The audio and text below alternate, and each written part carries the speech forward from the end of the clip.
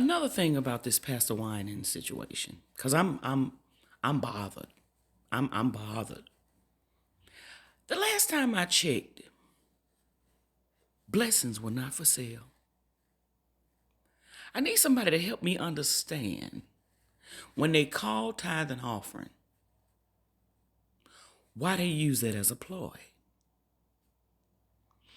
Because if I read right, didn't it say Jesus was just passing out blessings?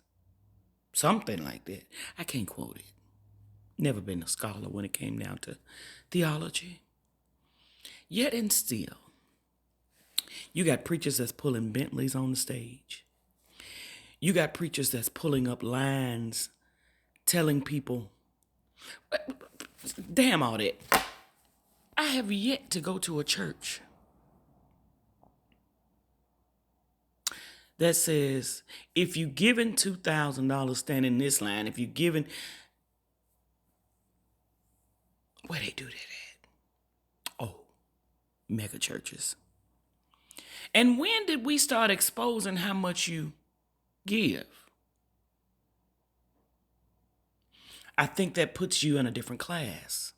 I think that gives you some type of hierarchy in the church when he can call out what you have given. Because the most I give at a time is $5 to $10.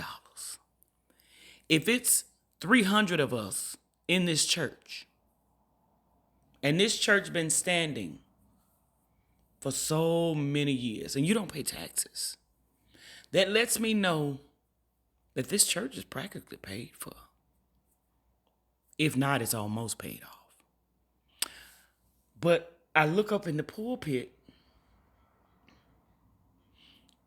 I see the officer standing in front of the pulpit with the tithing and the collection plates. One of them says benevolent, but they won't help you pay your bills. I thought that's what the benevolent offering was for. The other one says pastor's aid or something like that. Then the other one says building fund.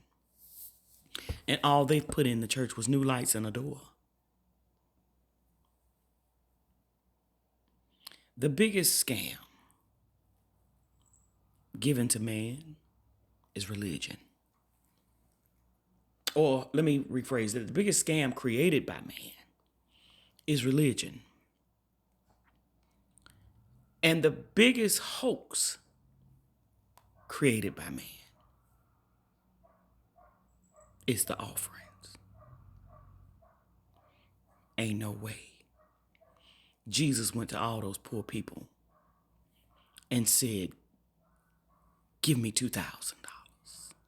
Even though money wasn't counted like that back then, so they say. I don't recall nothing happening like that. Pimping ain't easy, but somebody got to do it. And Lord have mercy, these preachers have been pimping their parishioners for a mighty long time. The rich will not inherit the kingdom. If I'm saying it right. Remember, I can't quote a scripture.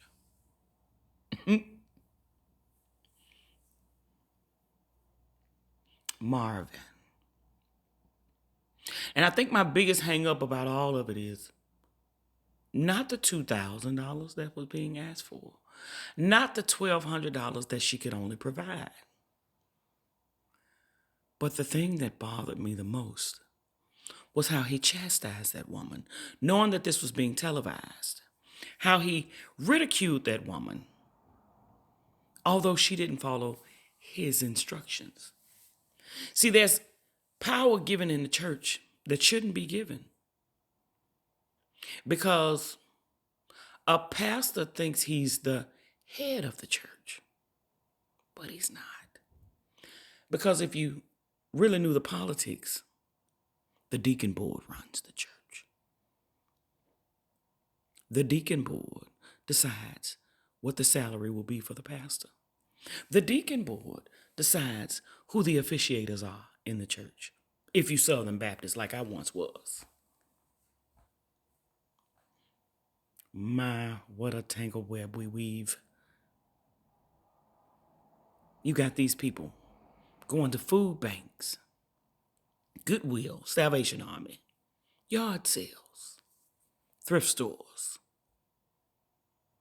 But you're asking them to give their grocery money, their car payment, possibly their mortgage or rent, or their children's clothing, attire, budget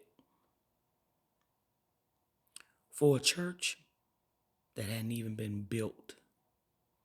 I heard or read that Marvin is being sued by the city of Detroit. I want y'all to let that sink in. It's a lot of bullshit going on with this. It gets deeper than what we saw. Because if you remember, he just had a health scare not too long ago. Maybe he need to pay for his medical bills. I don't know, but I can tell you that there is more to this story than what we see, and it ain't good. The word of the day: pay attention to who you get your word from, because everybody ain't reading out the same book. Be blessed.